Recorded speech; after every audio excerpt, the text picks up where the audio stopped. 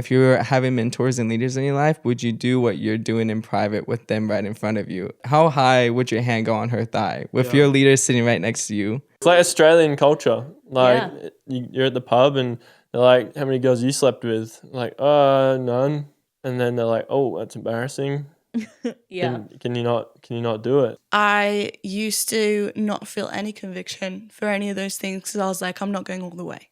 Falling in love with Jesus, like it made it change from a rule that I was following to actually I want to honor this man who gave everything for me. This was actually a listener submitted question for you, and it may be one of the spicier questions of the bunch. But it was this: would you date someone who has a messy sexual history? This statistic honestly blows my mind a little. 89.5% of the people who watch or listen to this podcast regularly aren't yet subscribers to the show. So before we dive in, could I ask you one thing?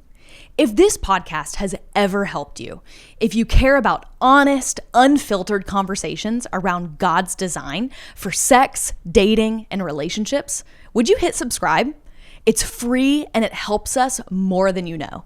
And our promise to you is this: we'll do everything in our power to make this show the best it can be. We'll take your feedback, we'll keep answering your toughest questions, and there's no conversation around God's design for sex and relationships that we'll shy away from. Thank you. What's up, friends? Welcome back to the Let's Talk About It podcast. My name is Ellis Madry. I am going to be your host today, but we have some incredible people in the studio with us, joining us for this conversation, which is a little bit of a wild conversation we're having today. We are talking about waiting for marriage, and we are specifically talking with three people who are actively waiting for marriage to have sex. They have never had sex. They do not intend on having sex until their wedding night. And I feel like we just need to put a disclaimer out at the very beginning of this conversation that we are not equating virginity with purity, right? Purity is a gift from God. It is something that He gives us. You could not have sex your whole life and not be pure, right? That is something that the blood of Jesus washes over, and He hands you the gift of purity. But what we do know is this: that God has a design for intimacy, for sex, for marriage, and that He says that sex is to be reserved for a man and a woman within the context of marriage. And so when we're walking in His will, He calls us to reserve sex for marriage. And that is the decision that these three people have made today. And I also don't want to discount anyone who would maybe say, you know what, I didn't value it the way that God intends, but I do now. And so we have an upcoming conversation I want you to stay tuned for, where we're going to do a future episode on re-waiting for marriage, like people who have not made that decision in the past, but have made that decision to move forward. For the sake of this conversation, these three brave individuals have decided to join us in the studio today to have a real conversation, to let us pull back the veil a little bit on the decision to wait for marriage and the real life struggles that come with, okay, I am in my early 20s and I have a sex drive. And what does it look like to steward my sex drive in a way that honors God? Because I am not yet in a marriage. And so I so appreciate the three of you joining us. We have to my left, Jaiya. Jaiya, how old are you?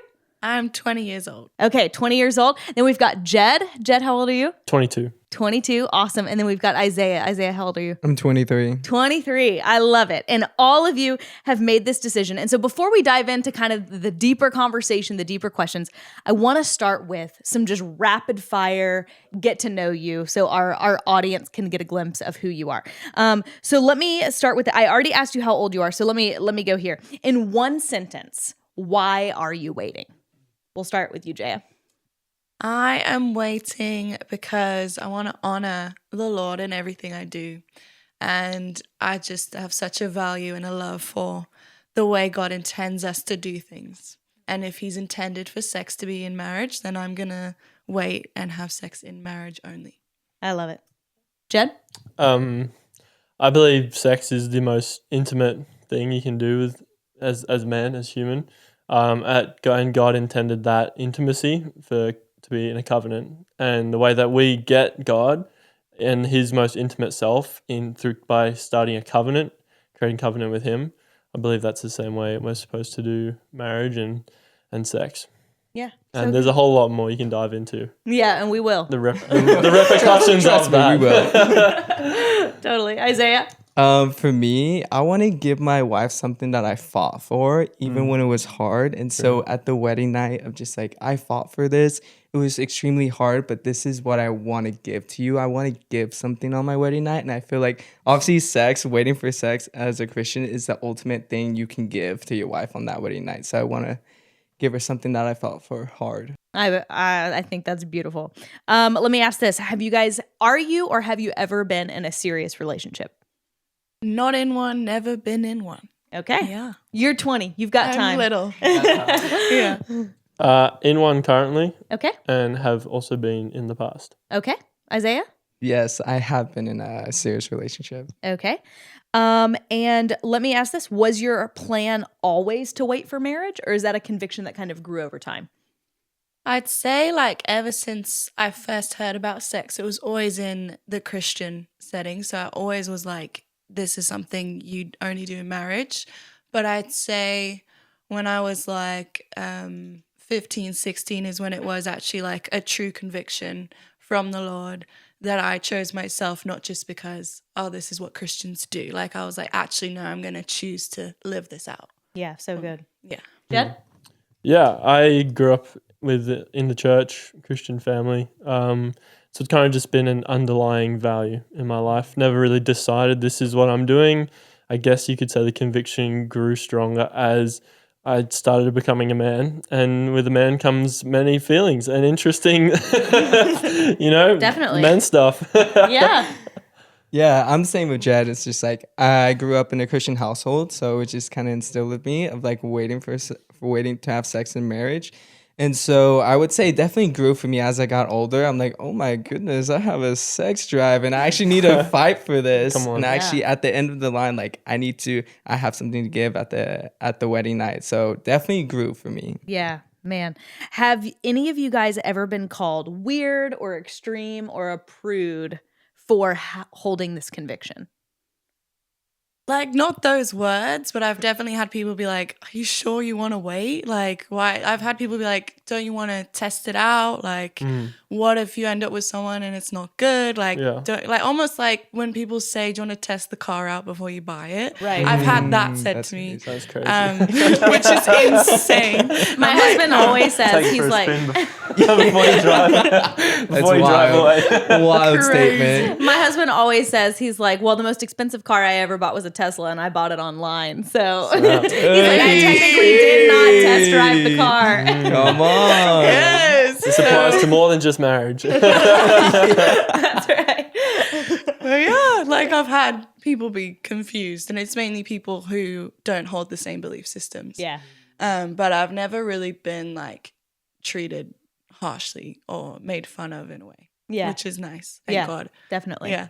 Jed? I've definitely spent a bunch of my life in circles of people that have different values to me, being at work, being in sports, been around a lot of people that high value for them is going out on a Saturday night, meeting a girl, taking her home and having sex. And when you meet people that I'm trying to fit in with these people and wanting to be friends with these people and seeing them all of a sudden really kind of idolize something that my circle in Christianity never idolized. It was really interesting and a wrestle for me.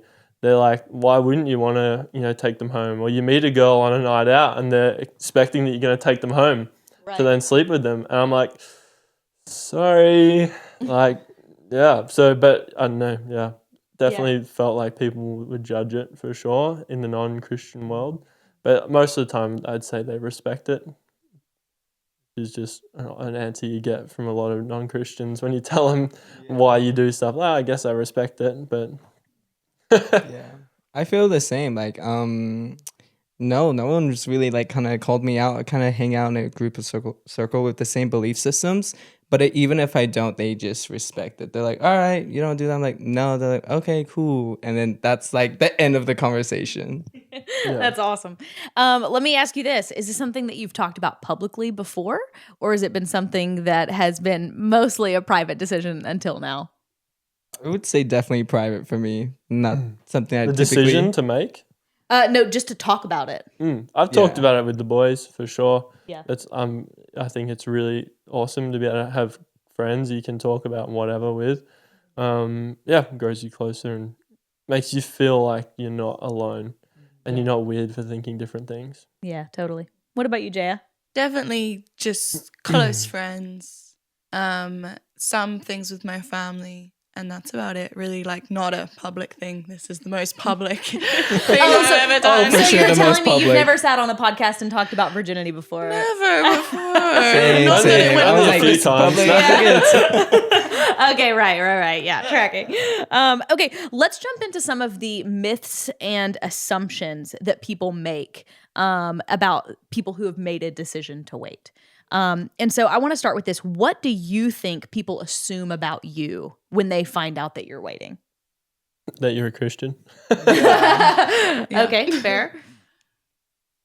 Yeah, I would say the same thing. Like, oh, you're just a Christian boy. You just are trying to keep yourself clean until the wedding day, and maybe like kind of mockery of like you're missing out on the best experience, like of like sleeping with so many different people. I'm like, no, definitely not. My life is pretty good without all that. Yeah, they probably think you can't get a girl. Oh, that's true. It's like Australian culture. Like you're at the pub and they're like, how many girls you slept with? Like, none. And then they're like, oh, that's embarrassing. Yeah. Can you not do it? Are you no good at getting girls? That's probably That's an interesting assumption. Yeah. I could see that. I think I often get quite like religious assumptions. Okay. Of like, oh, you're just doing it to follow rules. You're just doing it to be definitely. a good Christian. That's a good one, like, it's not really something you really want to do, but you feel like you have to. And I often get that assumption of just like, oh, you're just being a religious, like, rule follower. Do you feel that way? No. If I did, I probably would have failed by now. Like, I don't think that's that mindset, it makes it really hard to actually want to live this way. I think if that was my mindset, my heart, I don't think I would have been able to stay this way. Yeah. That's such a good point. Do you guys think there's a difference between how people react to finding out a guy is waiting versus finding out that a girl is waiting? I think so. Okay. And the guys can speak for the guys. But I've noticed, like, especially as like a woman, I've noticed there tends to be more of a stereotype of like women don't feel that as much and we're a lot more like innocent. And I know there's also like way back in the day, like women weren't very educated on it all and didn't know much. And so they were very like innocent. And I think that actually has kind of lingered. Like we're a lot more aware and there's a lot more space in that sense, like for women to explore things. But I'd say often, especially in Christian circles, I have felt like it seems like more of a male conversation and a male topic and something that seems like more of a male struggle and something women don't struggle with, which is not true.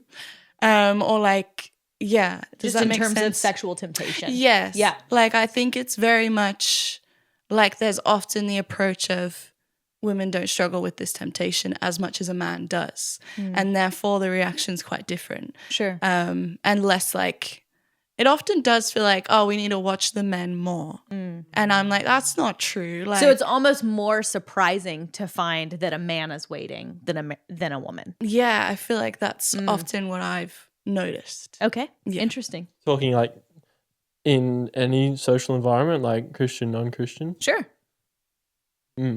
I'd say, yeah, in a non-Christian environment, say there feels like there's more of a decision for men. If they want it, they can go get it.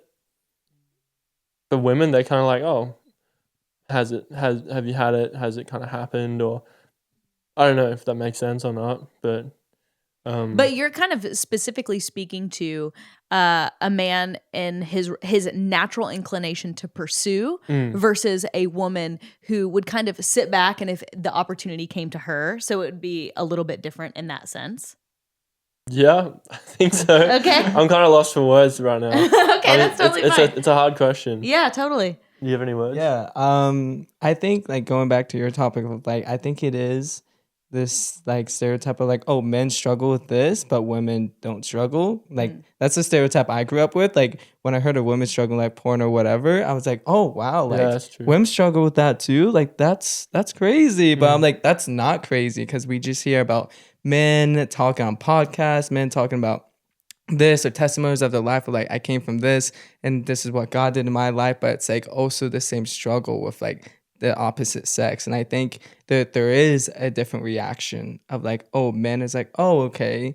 It could be like defining because it's like, oh, men are the pursuer, but women are just like, oh, is no one pursuing you? Is that why you're like kind of waiting? Is because no one's pursuing you? It's just like, no, I'm actually waiting because the Lord has that for my life. And the reaction is like, yeah, sure. It's because no guy's pursuing you. I'd love for you guys to kind of share what went into your personal decision to wait. Like, how did you come to that conclusion for yourself? For me, I feel like it was definitely the conviction of the Holy Spirit in my life of like growing closer with the Lord and getting more intimacy with the Lord. It's just like, oh, this is actually a cost that I have with the Lord of just like, oh, if I want to say yes and grow deeper with the Lord, my conviction and purity has to be the same as my depth with the Lord.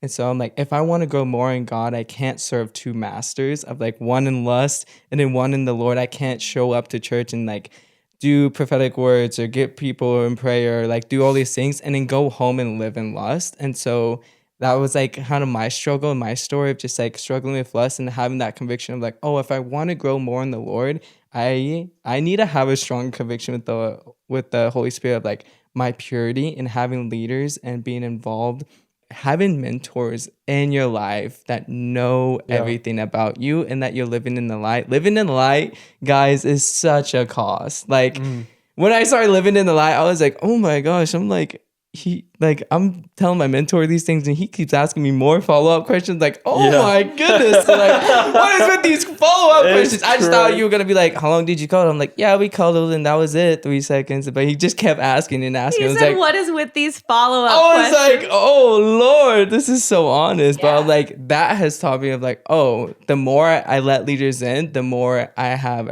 a higher standard of like, oh, I can't be playing with the boundary lines in this area. That's so good. I remember being in my mid-20s and not married yet and just waking up in the mornings and feeling so free because I knew I was living in the light. Yes. Like I knew that I had nothing hidden. There was like everything, every thought that had crossed my mind, every mistake that I had made, there was someone who knew about it. And so it was kind of like, oh, okay, the exhale that you the can deep breathe, breath that you need. You know, when you know, okay, no, my life is fully in the light. There's nothing hiding in the dark. You're right. It is. It's a really powerful and free way to live. Yes, you feel so much more powerful in that moment of like, oh, someone knows everything about me last night. And it's just like, I feel so free. Like I'm not hiding anything. Even that little lingering thought of just like, oh, you didn't tell him this. But it's like, oh, he knows everything. Yeah. But yes. Yeah, so good. What about you, Jed? What was it like to make that personal decision for you out of conviction rather than just trying to follow a rule? Yeah, I think there's a really similar kind of theme that follows in terms of when a leader came into my life, when someone that mentors me, kind of fathered me in a way. And I was living a life very backslidden, not like following the Lord still, but, you know, doing things I wasn't proud of with women and very much sliding down that slippery slope. And it's absolutely by the grace of God that I am still a virgin, to be honest. And I'd say I was doing that and didn't really realize there was a problem with it. I was living that way. And I'd say eventually I was slowly surrounded by people, particularly one leader who just kind of took me in and he modeled to me relationship with his wife. and his kids in front of me. And I was just around him. He was a really good friend to me, still is very close. And eventually, I was in a relationship, and it was not super holy. I'm not super proud of some of the things I was doing. And I think after being out of that relationship for multiple years, slowly coming to the conviction that I was not treating her the way that God would treat his daughter. I was not pursuing her the way that God pursued us. And that soon then made the decision, while I was single, I'm going to live my life as if I'm married. So that way when I am married, I don't have to change who I am. And living married means I'm not going to be talking to this girl and hanging out with her one-on-one just because we're friends, or if I'm, anything like that. Would I be doing that if my wife was at home? Would I be doing that if I had a wife? But this is while I'm single. And just that conviction through that slowly started growing. To let it more. inform boundaries. Yeah, 100%. And then from there I understood how valuable that is, and saving, like what you said at the beginning, saving myself for her and fighting for it, for when I'm married. And I think that's what I'll say. I love it. I think that's beautiful. Jaiya, what would you say? I'd say for me, because I struggled with pornography, masturbation, and then I'd go out and maybe hook up with a couple people. And I used to not feel any conviction for any of those things because I was like, I'm not going all the way. And I think it's a justification. It was a the exact justification. same. Yeah. The whole time I knew heading slippery. Yeah. Knew it wasn't right, but find the line and stop right as close to it as you possibly can. Literally, and I think it took me one moment where I got very close online. It was online, it wasn't in person. And I literally had this moment in my room and I was like, what am I doing? Yeah, it's real. And I got hit with the conviction for the first time. Wow. After years of living in that. And I just wept because I stopped what was happening online, and then he kept coming after and trying to find ways to get it to come back. And I was literally like, oh my gosh. And it was a scary moment, and I go downstairs and I'm weeping, and I literally just said to my parents, I've been struggling with this, I've been doing this just happened, I don't know what to do. So it literally took just a massive moment of conviction of getting even further down where I shouldn't have been, and actually, like we said, living in the light. I brought it all forward. Yeah. And from that day on, everything shifted and never went back to any of the stuff. And I lived in such strong conviction. But it also, for me, I would say that I wanted to highlight was falling in love with Jesus.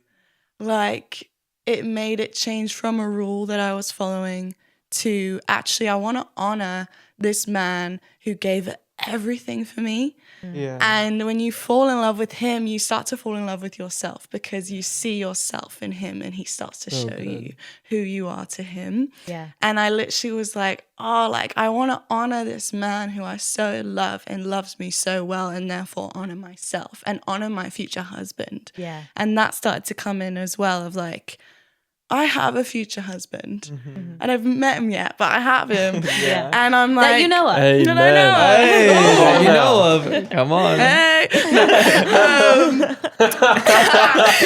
All right. Plug the number down below. I'm single. I'm joking. Plot twist, he's listening. Oh. At the Instagram.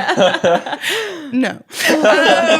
And so I was just like, right, this massive wave of conviction hit, and then over time, those things got added on of falling in love with him, falling in love with me, wanting to honor him, honor the Lord, honor myself. And it was a beautiful journey. And I am honestly actually just so grateful for it. Yeah. It taught me a lot. That's so good. Yeah. And I think what you're describing also is the process of sanctification, right? Yes. Because you can have a conviction in a moment, or you can make a decision in a moment, but it's an ongoing revelation of, this is who God is, and this is how holy he is.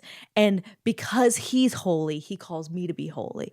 And then it's like, okay, and the revelation I had of that yesterday is not, it's going to grow tomorrow. Yeah. And it's a constant formation further into the image of Christ. Yeah. What were you going to say, Isaiah? I was going to say, like, what an amazing story. Like, just lead by the grace of God. And like that's like in my story as well. It's just like, oh, I was just like getting as close as I could to the boundary, but never crossing it. And I was just thinking about and processing like this with the Lord, and it's just like, oh, I'm loved by the Lord because he disciplines me. Like discipline, people think discipline equals punishment, but discipline actually equals love, because he actually cares for me so much that he's willing to discipline me and correct me. So good. And you have to be humble to be corrected and to be like, all right, Lord, where are you focusing my eyes on? Where do I need to be corrected by? And it's like, that is in all of our stories of like, oh, we are so loved by God because he's willing to discipline us, and we don't see that as a punishment, but as, oh, I'm so pursued by the love of God that I want to correct myself because he loves me this much. It's so good. So good. So good to be motivated by the love of God. By the love, not by punishment. Exactly. Yeah. It changes everything. It changes everything. Now, all of you have alluded to towing up to the line and then backing down. But for the grace of God, the line has not been crossed. Come on. One of the questions that was submitted by our listeners, we put it out to our listeners. We said, we are interviewing people who are waiting for marriage to have sex. What would you have us ask them? And this is what one of them said. Different people draw different lines with physical intimacy. So how do you navigate the gray areas without constantly playing with fire? I go back to the same, like, if you were having mentors and leaders in your life, would you do what you're doing in private with them right in front of you? It's like, all right, like gray areas, would you touch, how high would your hand go on her thigh? With your leader sitting right next to you, like you guys haven't, like how many dates have you been on and you're already making out? Like, would you make out in front of your leader? Would you communicate to your leader of like, yeah, we kiss, and be like, okay, like how many times? You're like 4, 8, 9, 10. It's like, what? It's like, what'd you say? It's like, oh. For like 20 minutes. Yeah. And he goes, oh, no, you made out. You didn't kiss. Why are you communicating that you kiss? And it's just like, oh, it's that in the gray areas of just like, would I communicate this to my leaders? If I'm not ready or wanting to communicate that, then I shouldn't be doing that to the girl I'm pursuing. That's so good. Jaiya, what about you? What do you think? How do you think you stay safe from the gray area of things? I love these. I love that, like, if you won't do it in front of your mentor, why are you doing it? I think that's the best. I love that attitude. For me, with, like, boundaries, I think I'm just, like, I'm going to set really strong boundaries. And, like, we need to communicate it through. And I think that's just a big thing for me is, like, even if it seems, like, extreme and dramatic, and, like, we can always talk about changing it as time goes on, maybe. But I'm like, I'd rather just start quite, like, strong. Like, literally, like, oh, when it's, like, past 10 p.m., like, I'm not going to sit alone with you somewhere. Or, like, you know, I don't really know another example of that. But just things like that might seem quite strong. But I'm like, I'd rather stay, like, put strong boundaries in place, like, similar to this perspective of, like, if I'm in front of my mentor, I'm not going to be making out with you, you know, French kissing. I ain't doing that. So, you know, like, things like that. Yeah. I think in terms of relationship, I don't want to just blow past I don't want to assume it's obvious, that communication is huge. And like what you were saying, from the very beginning of the relationship, laying down the boundaries, laying down, particularly as a man, being like, this is what I'm going to do. This is what I'm going to do, being powerful, being responsible, owning it as a man. This is what I'm going to do. This is what I believe. I'm not going to be doing this. I'm not going to be doing this. And telling them this is it, but also help me stay accountable and let's work this out together. And communicating that with them from early on. And as you go on discussing, as the relationship develops, intimacy develops, what's okay, what's not okay. Yeah, I love that. I think you guys have laid out super practical examples of how to honor God with this part of your life, specifically in the context of a dating relationship. I think that gray area also applies to things like porn or masturbation or, you know, things that you don't have to be in a dating relationship to struggle sexually. And so I guess I would ask you guys, how are you personally managing your sex drive in a way that honors God? And how do you navigate things like porn, masturbation, or, just anything that would cross that line personally? I feel like for me, how I navigate it is through, again, mentors and leaders in my life I'm just living in the light. And so I feel like in my life, how I'm navigating it right now, it's just like there'd be moments where I just like have a crazy intrusive thought and then it just lingers. But if I don't actually speak it into the light and I just let it just stay in, and it's like goes back to like it's easier to process with the Lord. Like, Lord, I had this crazy thought, and just like, oh, I process it with the Lord. But if you don't, there's this power in your voice when you actually speak things out. And so it's like when I speak things out to my leaders and mentors, I'm like, hey, it's like I'm shooting you a quick text. I'm like, I had this crazy thought. I just wanted to share with you. I just need to let somebody in. And then they're like, thank you for sharing that with me. Or they like just laugh about that. Just like, okay, I'm here for you, bro. And those moments have honestly helped me so much because it's not lingering. Somebody knows about it. I think it starts to linger for me more when no one knows about it. And it's just me internally processing this inner battle that's just like an intrusive thought that's happening in my head. And so for me, it's just living in the light, telling my leaders immediately. This one moment, I didn't tell them. I was just like, yeah, I think I just need to go work out or something like that. And then he like messaged me back and was like, why did you not feel the need to share that with me? And then he goes, that's a question for you to answer, not a question for me to hear. I was like, oh. And then in that moment, I'm like, oh, I felt shame. So shame wanted me to hide, and that's what I did was hide. Yeah. And so I didn't bring even the smallest thing up. And so I encourage anyone, like, if shame is trying to keep you be silent, that is such the worst feeling. And the thing to overcome that is to actually speak. And so when I've spoken, when shame wanted to make me silent, I've had the most like relief and the most freedom in that, because I'm like waking up and being like, oh, I'm like, somebody knows, and I'm not the only one in this. You know, one of the things that I think is really important of what you're saying, Isaiah, is when you're living in the light, like you're talking about, what you're actually doing is opening the door for connection and intimacy. Yes. Right? Yes. And so if God created us from the very beginning, you see in Genesis that he created Adam. And let's go before Adam. He creates everything else, like the world and the water and the sea and the sky and the animals and all of it. And he's like, it's good, it's good, it's good. And he gets to Adam and he creates Adam. And there's like an awkward pause and he doesn't say anything, and he doesn't say it's good until he creates Eve. And what do we see? We see, oh, well, God created Adam with an innate need for someone else. Yes. He created, and this is pre-sin entering the world. Yes. Like before sin enters the world, Adam had a need woven into him by God's design for connection and intimacy with Eve, with another person. It wasn't even good enough that Adam had connection and intimacy with the Lord, right? He had unfettered intimacy with the Lord. Yes. The Lord and him are walking in the cool of the day in the garden together. They're living life together. And still, God is like, no, he needs Eve. And so what we see is we are designed with a need for intimacy with someone else. And intimacy can be physical. Like the ultimate expression of physical intimacy would be sex within a covenant marriage. But intimacy is so much more than just physical intimacy. It's emotional intimacy. It's spiritual intimacy. Yeah. And Danny Silk says it this way, it's into me you see. And so the very practice, a lot of people will reach for porn or masturbation or all these things because their soul is craving intimacy. Yes. And they think that those things are going to fill it. When actually what you're saying is, I am communicating the deep parts of who I am. And when I reach for that connection and when I reach for that intimacy, just with leaders in my life, and I allow them to see me and know me, it meets that need. Yes. And in a way that honors God. And I think that is amazing. Yes. It's so cool. It's so cool that you're able to do that. Jed, what would you say? What are some practical ways that you're able to just manage or steward your sex drive in a way that honors God?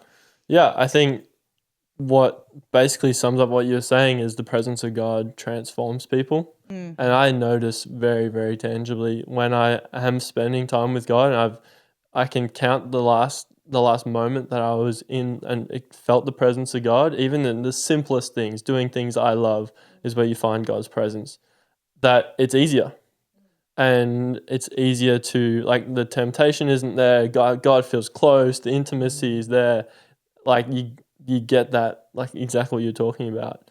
I think managing, like, intrusive thoughts, I think something I've really struggled with is so much of the time when I wake up in the morning, it's like my brain's not on yet.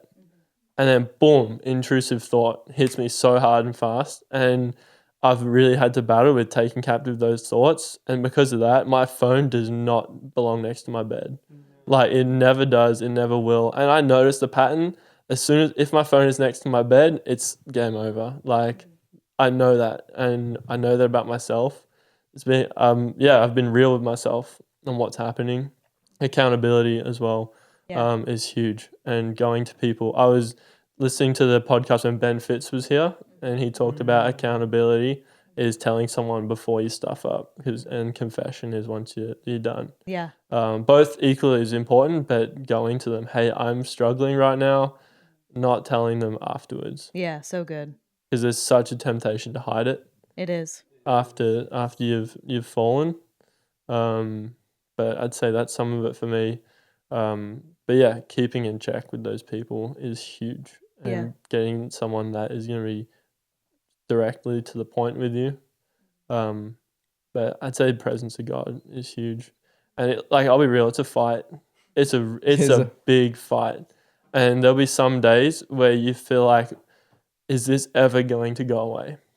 Is this ever going to leave me? I've had these thoughts many, many times. Is this temptation for masturbation ever going to leave? And the reality is that sometimes you walk around the same mountain again and again and again, but every time you're getting a little bit higher. Yeah. And God knows the point and where you're at. And yeah, I think it's important to remember that he sees us as holy and blameless in his sight before he made the world. And there's no the enemy made us, when sin entered the world, he gave this scale of like good things and bad things. And we're always comparing ourselves to this scale of, I'm doing really good, so therefore I'm good with God. I'm doing really bad, therefore I'm bad with God. That scale is from the enemy. Right. And that needs to just disappear. And that disappears when we go to the cross. The cross got rid of that scale. Whereas everything we're doing, God sees as not good or bad. We're with him. And we have closeness with him. So it removes that. And that, I think, asking God about that and like asking him and bringing to him your good/bad things, I think just takes away that and brings closeness. Because it was never our actions that justified us anyway. Mm-hmm. Yeah. It's only the actions of Jesus on the cross that justify us. And that empowers us to live holy. Mm-hmm. Yeah. What were you going to say, Isaiah? I was going to say, off the topic of like, you were saying something like, it's actually like the vulnerable of like saying it after. Someone told me, one of my mentors told me this. It's like, he's like, Zay, it's actually less vulnerable for you to share something you've done after you already done it. It's more vulnerable for you to share it while you're in the middle of it, right before you're about to do it. And I was like, I don't know if that's true. And then I was like, I did it. I was like, oh my gosh, this is so vulnerable. I'm like in the middle of like, am I going to do this? But now you know, and now you and I both know I'm like in this. And now if I do it, now it's like, oh, you know what I'm saying? It's like, and for those that are like performers, like myself, like always striving to be like the best. Yeah. And I think there's many times where I'm like, I'm probably feeling temptation, but I'm like, nah, I'm good. Like, I'm barely feeling it compared to other times I've felt it. So I don't need to tell anyone. And then next minute later, I'm like, oh, wish I told someone. yeah, facts. So like being so honest and just like treating yourself like a toddler sometimes. Sometimes.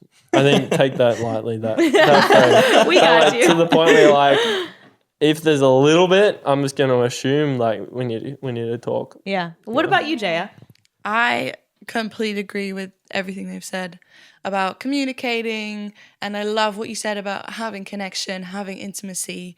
Like that's, I think, one of the biggest things is people, they get lonely and they feel disconnected. And that's what they tend to reach for. For me, I'm like with the Lord, I've learned, for me, what works is actually just being brutally honest with him. Like, he already knows how I'm feeling. Yeah. But me literally just saying it out loud to God, like, God, like, I keep getting these thoughts. I'm really struggling. I feel like this right now. Or even with like some of my friends, just going up to them like, oh my goodness, this is rough. Yeah. And like I just being so honest is so helpful. But I also think being so aware of when guilt and shame are trying to sneak in, of like actually being like, no, I don't need to feel guilty. This sex drive is natural and it's healthy. And it's like depicting, like, I don't know if that's the right word, but figuring out, okay, when is it healthy? When does it become unhealthy? And I think it becomes unhealthy when it starts to run your life. Yeah. But it is healthy if it's just there and you're in that thing of like, okay, how do I healthily do something to get this out without doing any sexual things, you know? Totally. So I think like being aware, oh, this is natural, this is normal. Don't let that guilt come in. And don't let that shame come in. Like, be confident in being able to say, like, hey, guilt and shame, you've been nailed to the cross. Like, I'm not listening to you. Yeah. And just, I think, telling the Lord clearly, telling people clearly, moving around, watch what you're listening to, watch what you're watching. Like, even if there's a show and they, like, make lots of sexual jokes. Like, I love the show Friends. But I'm like, there's times where I cannot watch that show.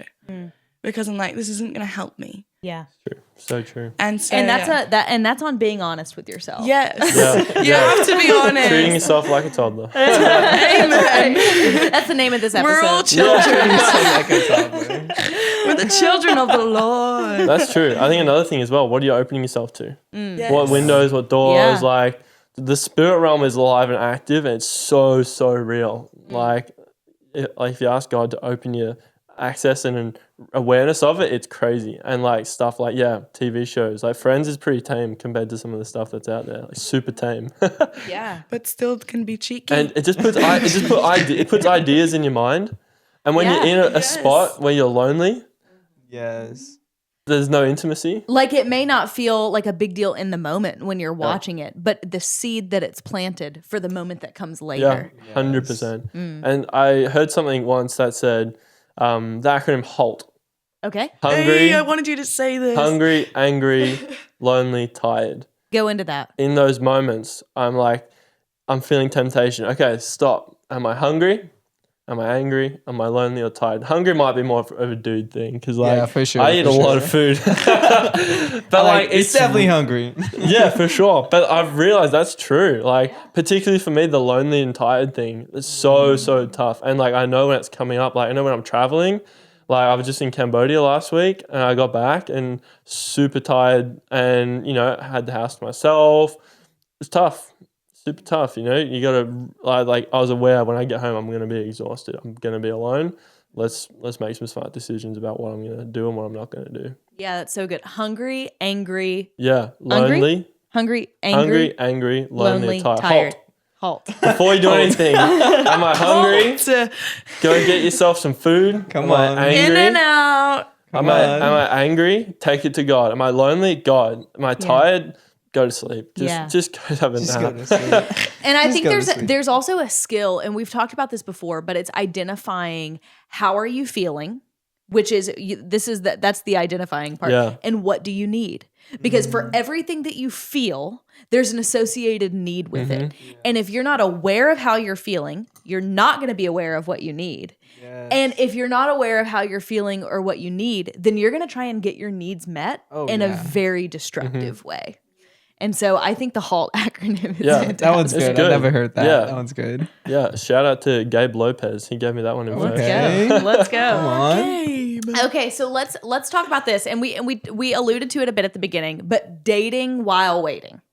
How do you communicate your boundaries in a way that doesn't feel just intense and awkward? I'm all about the intense and awkward conversations. Honestly, I'm like that's fear of man. Like I'm not bothered by that. If it's gonna be awkward, it's gonna be clunky. I'm just gonna try and talk, and hopefully you're gonna get my point, and we're gonna keep going back and forth until you understand that I'm not gonna have sex before marriage. Yeah. I say for me, I date people with the same boundaries and the same belief systems. Yeah. And so it's more of like, I'm expecting to have this conversation with you. Yeah. And if we're not going to have this conversation, then like, what's wrong? Like, Red flag, red flag. Like, why are we having Hello? these boundaries conversation? Like, that should happen like the first date or second date of like, getting to like, what is our boundaries? So for me, it's never been awkward. It's been an expectation of like, okay, as a man, like how are you going to present this conversation? It's always been super chill. Just like, hey, let's talk about boundaries. So you know what you're protecting. So I know what I'm protecting. And I think it's one thing to be a man and initiate that conversation Yes. because you 100%. innately Yes. feel like a leader already. Yes. You're like, Yes. okay, this is my responsibility. But Jaiya, from a woman's perspective, Hey. I mean, Hey. how are you approaching that conversation, given your seat at the table? This is fun because I've never been in a relationship with like a Christian. So like, Okay. I have no clue how this would go. Okay. So this is my This is hypothetical. theoretical. This is my dreams. This is what I would like, you know. Okay. I would, like you just said, I'd expect the man to initiate the conversation. And if it doesn't, I'd be a bit concerned and I'd still be like, hey, like, let's talk about this. Can we talk about this? I'd still happily say that. I would prefer if they could take and initiate. I'd feel like that should be what they do. I honestly am just like, let's be brutally honest. Mm-hmm. I don't care if it gets a bit awkward. Yeah. I want honesty. We need to be real. Like, especially if this relationship goes further 100%. and gets more deep, more intimate, and if it leads to marriage, like we need to be able to honestly and openly communicate. Yeah. And so I'd kind of just hope and expect for open, honest, and mature conversation. Yeah. Like, yes, it can be awkward. Sex, it's like, sometimes, but it's very real and it's normal, you know? Like, it's not something fairyland weird, you know? Like, I think I'd expect mature, honest, open communication. Yeah, so good. Yeah. This was actually a listener submitted question for you, and it may be one of the spicier questions of the bunch. But it was this: would you date someone who has a messy sexual history? Oh yeah, for sure. I mean, if you don't, then you don't believe in the cross. Like the cross redeems your life. Yeah. Like Yeah. if you're like, I'm not dating them because they have a messy life, I'm like, then does the cross not redeem your like history? Right. Like, why am I looking at the thorn in your eye? I gotta look at the one in my eye. That's true. And so it's like, oh yeah, for sure. If like we have the same beliefs, values, and everything, I'm like, oh, the cross redeems your life, and I'm not gonna look at it as in like, oh, you're too messy for me. I need to go find someone more holy. It's just like, 100%. yeah. Yeah. Who would I be to judge you No, truly. for your past when I've got my own stuff? Like, Yeah. you could so easily look at me and just be like, well, I don't know about your past either. And like, I'm forgiven by the Lord. Praise God for that. And they are too. It's unconditional love. That's how he pursued us. Yeah. That's how we're called to pursue them. Like, if we don't see people how Jesus sees people, what are we doing? Yep. And everything. So I'm the same. I don't care what it could be. It could be horrific. I don't care. Yeah. Like, if you're fully giving yourself to the Lord, then you're fully redeemed. You're pure. You You go. Okay. I'll say though, if they've got a past, but their beliefs are still in, this is my past, but I still believe that we can still XYZ, you know, mess around in a way that I don't believe. I think if the values are the same and they have a history, zero problem. But if values are different, then that's a different conversation. Totally. That's good. So it's not necessarily about what's happened in the past. That would be a conversation about what you believe in the here and now. Yeah. And that's a compatibility issue. Yeah, I choose. For sure. That's good. I choose to see them how they are today Yeah. and forward. Like, that's who they are. That's who I'm dating now. Like, that's who we date now. It's, their past is a different person. What would you guys say to the listener who is listening to this and is just feeling disqualified? Like, I didn't wait and I feel so much shame about that. Like, what would you say to that person? I would say you're redeemed by the cross, and the way like shame wants to make you hide, but you are made to be pursued, and God loves you, and God is there for you. And also in that, just like if you're feeling shame, I'm like, and if you haven't told anyone, go tell someone. And it doesn't have to be this big leader in a church. Go tell someone that's not actively struggling in the thing that you're struggling in, and so they can mentor you, pastor you. But also like just begin to share things. Like, I think the more you keep it enclosed, the more you're going to feel shame and disqualified in. But the more you speak about it, the more you're going to feel the love of God to actually come into your life, redeem this past, and actually walk through with leaders and with mentors and walking in the light of like, this was my past. This is what I feel about my past, but I'm walking in the light and I'm being vulnerable with my shame, with my guilt of what has happened. But now I'm actually walking through transformation with leaders of like, this is where I'm at, but this, I know where I'm going to, and I know God is going to redeem it. So definitely just believe that Jesus loves you. He died for you, and no sin is greater than no sin can ever compromise his love for you. Like, he's always pursuing you. It could feel so big. Emotions can feel so big. But again, your emotions aren't your master. They're just feelings. They're what you're feeling, but God is your master, and he's gonna save you. To those that are wondering if they're worthy or they're stuck in a spot, I think for women particularly, I would tell them that you are worthy of being pursued by someone of your dream, someone that has either a full history or no history. And I would say that you should never, ever settle for anything less just because of what you think your past is. And you are so worthy of being pursued the way that God pursued the church, the way that God pursued us. I say to the men, don't take from women. Truly. And pursue them. Like, honestly, as a man, that if you're afraid to ask someone out because of your past, like, dude, just go for it. Like, send it, and that's gonna be put on the reels, isn't it? Just send it. Send it. It might be. Jaiya, what would you say? I would invite you to, like, if you're feeling that way, like, sit with God and actually ask him, what does he love about you? I think, and start focusing on that, and that will help you start that journey of getting out of that shame and that guilt, is like focusing on, even if it's just him saying, I really love your smile. God, you love my smile. Like, when you're so overwhelmed by his love and you realize that the God that knows you best is the one that loves you the most, when you get that revelation and it's not just words, it changes you. And then I want to, like, for the women, I think I remember feeling like, this is a man problem. What am I doing? And I'd feel like, I've let my husband down. I've let my kids down. I'm going to be a bad wife, bad mom. And I just want to, like, speak against that. Like, that's such a lie. And your past is not going to affect your future because God has completely wiped it clean. Like, I think that's the truth. These two truths of, like, the one who knows you best, he loves you most, and your past will not affect your future because it's been wiped clean. Like, really sit with the Lord and let those become core values, like core beliefs, and like strongholds in your life. Let them, like, grip your heart. And it may take time, it may take a journey, but that just takes time with sitting with God and asking him his opinion over what you think about yourself or what other people may have spoken over you. And even ask, like, Lord, what are lies I'm believing? Yeah. Like, what is a lie I'm believing? I used to believe I'm going to be a crap mom. Such a lie. And let him highlight that lie and then say, okay, what's the truth? And, like, God told me, I've created you to be a mom. I was like, you wouldn't create me to be a mom if I'm going to be a crap mom. True. You know, like, True. he knows everything. So I'd invite you into those kind of things to sit with God.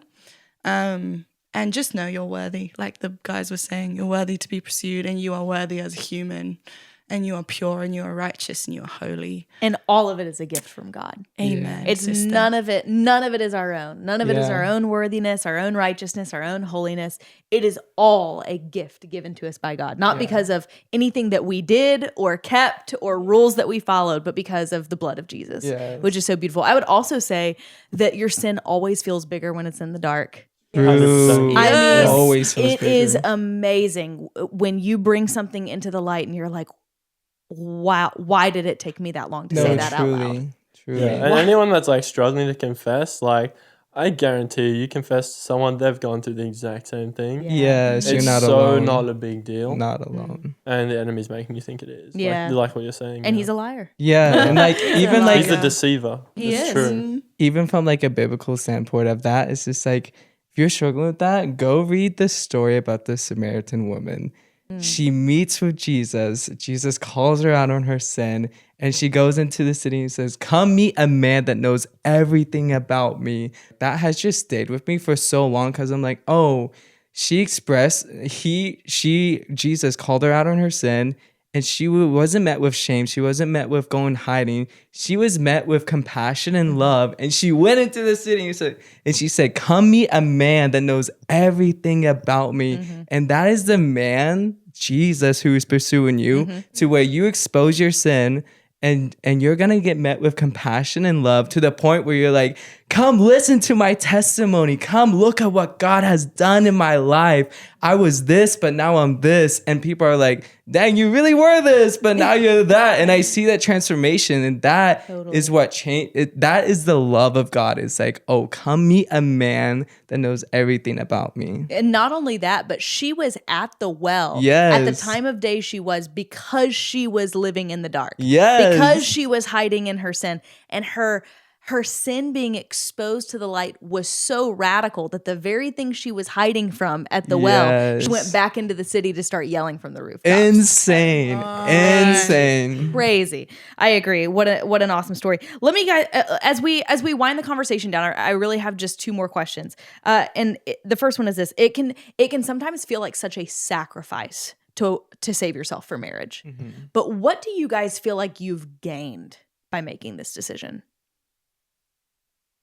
I feel like for me, I've gained a lot of like self-control, obviously, but also like, oh, I can do hard things. Like as a male, I feel like we are like this like stereotype of like we can do hard things, push through it, or it's like, oh, or if there's a time where I need to get a need met, I can get a need met. But in that moment of like, oh, I could get a need met, but I'm choosing not to because I'm waiting until marriage. Yeah. That has built in me integrity, but also built in me like, oh, my self-control is growing so much more because I could get something met, but I'm choosing not to because I'm saving myself. So therefore, I feel like what I'm gaining is just a lot of like self-control, a lot of like living in the light, letting mentors in and leaders, and just like, wow, this is such a hard fight. Like, guys, I'm telling you, this is such a hard fight. But at the end, I'm like, I'm gonna feel victory on my wedding day. I'm like, I fought so hard. I played with the boundary lines. Now I'm walking in the light. Mentors know. And on my wedding night, I want to give my wife something, like back to my first thing that says like, oh, I'm giving you something that I fought for so extremely hard. You don't understand like how hard this was. But I'm like, that to me is what I feel like I'm gaining. I'm like, oh, I can do extremely hard things. And at the end of it, I'm giving something away. And that to me is like the best prize I could receive, is actually giving something away to my wife. That's beautiful. What about you, Jed? Yes to all those, 100%. I'd say intimacy with the Lord, you gain, and friendship with God, you gain, because you build friendship and dependency on God when you're wrestling with stuff that's not of the world. That's stuff that like you got the enemy trying to tempt you, trying to put thoughts in your mind. I'd say that I think that's the center of everything here is the intimacy, like with so much we talked about, the fighting temptations because we're lonely, God, because we're angry, but God, and all. I think intimacy with the Lord is a big one, I would say. That's so good. Jaiya, what about you? What have you gained? I was going to say, same, intimacy. Like, you really do gain a deeper, more, like, connected relationship with the Lord. Also self-control. And you also learn endurance. And you learn how to really turn to the Lord in trial. Because it is a trial. Every day. Every day. And you learn to walk in the light, and you learn and you gain community as well. Like, if you have one conversation about this with your friends, your friendship just hit another level. time. Like you've gained deeper connection and deeper friendship too. Yeah. Can I speak on intimacy? I wish you would. With the Lord. In terms of that, like I feel like in Christian environment, it can feel really cheap sometimes and real easy to say, oh, I gain intimacy with God. And sometimes in those moments, it feels so hard to find God. And that's reality in those moments where it's tempting, or like you're with your girl and it's like it's spiraling real quick. Like to turn to God in that's tough. And like I just want to like speak from my testimony of trying to find God myself. Like prayer is so powerful, and asking God, I don't hear you, I don't know where you are. For anyone that's struggling to hear from God or is questioning whether or not He's real and He likes us and what we're doing, like God, help. Like it doesn't have to be many words, but just like cry. It's like a mustard seed of faith will move a mountain. Like God, help. I need help in this. And like the amount of times I've prayed as a small little thing, and a few days later, it's like, oh, that kind of worked out. And then, I'll often even forget that I prayed about it. And then a few weeks later, I prayed a few days later and it worked. And God will reveal yourself to you 100%. That's so good. But, both of you guys talked about giving your future wife a gift on your wedding night. I guess my last question for all three of you would be, what do you hope your future spouse says about the way that you've stewarded this season and this weight? I mean, thank you. I hope. I hope she said something nice. It's like, well done, good and faithful servant. That's the first thing came in my head. Imagine. Like, yes, ma'am.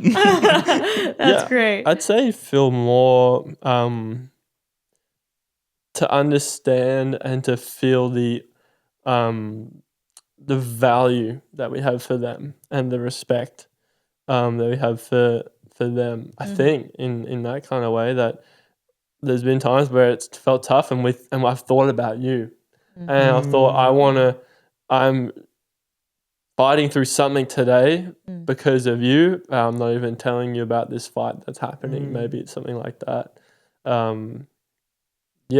They would feel so pursued that even behind closed doors, I'm still pursuing them. Yeah. That's so good. Jaiya? Yeah, I don't really know. It's less of what they'd say. I think similar to Jed of like, I'd want them to feel honored. And seen and respected and like, oh, like you sacrificed this for me and like vice versa. And like, I just would want them to know that they were worth it. You know, like I think that's the biggest thing. Like actually you were so worth it. Like whenever the day comes, you were worth it. I think I just want them to feel just well loved, even before I even knew them. And even before like I was even around them, they knew that my heart was to save me for them. You know, I think that's what I'd want them to know, and vice versa. That's beautiful. Well, guys, thank you so much for coming and having this conversation and just bearing it all Of course. for the world to glean from. And I would just say, if you're listening to this podcast and you are looking for your takeaway, I want you to know this, that if it is in God's will, it is possible.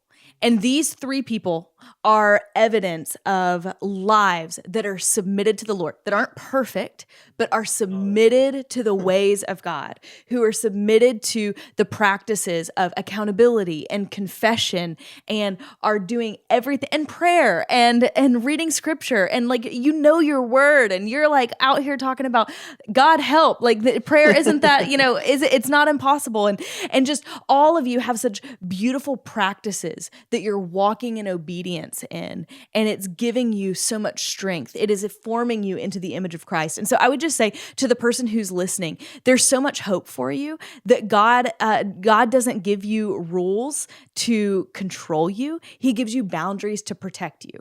And that is at the very heart of what his design for sex and intimacy is. Why do we save it for marriage? Oh, because it's a boundary that's going to protect your heart. He created you. He created marriage. He created sex. He created intimacy, and he created the boundaries around which it can exist safely in a relationship. And so we just bless you in Jesus' name. We hope you walk away from this conversation feeling empowered to walk in holiness and purity, and not just for the sake of following rules, but for the sake of truly understanding the love that God has for you and that you were bought with a price. And so anyway, thanks for tuning in today, guys, and we can't wait to see you on the next conversation. See you next time. We do this show for one reason: to equip you to walk in wholeness and freedom. We're not here to preach at you. We're here to meet you where you are, to ask hard questions, have awkward conversations, and pursue God's design for sex and relationships together. So if there's something that you're wrestling with, a topic that you want us to tackle, or a question that you've been afraid to ask, leave a comment and let us know. This isn't just our show, it's yours too.